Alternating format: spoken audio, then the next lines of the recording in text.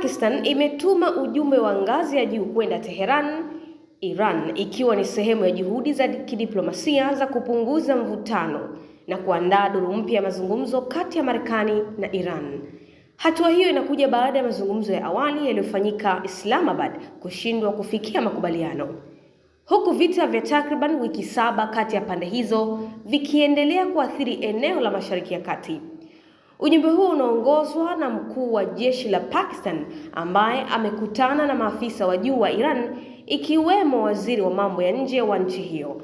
Lengo kuu la ziara hiyo ni kufufua mazungumzo ya ana kwa ana kati ya Tehran na Washington kabla ya makubaliano ya kusitisha mapigano kumalizika.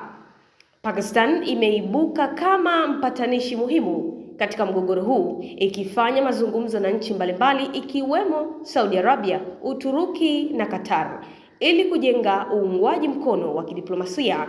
Mazungumzo mapya yanatarajiwa kufanyika tena Islamabad iwapo pande zote zitakubaliana.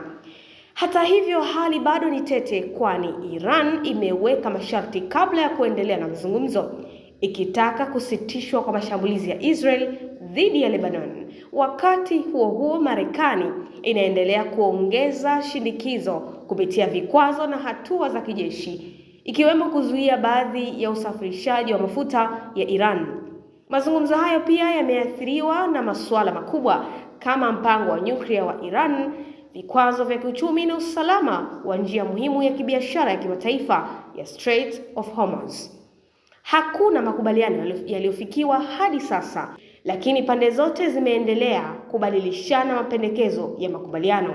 Kwa mujibu wa maafisa wa Marekani, kuna matumaini ya kufikia mfumo wa makubaliano ambapo unaweza kuongeza muda wa ceasefire na kufungua njia ya makubaliano ya kudumu. Hata hivyo, hakuna tarehe rasmi ya mazungumzo mapya ana kwa ana yaliyothibitishwa.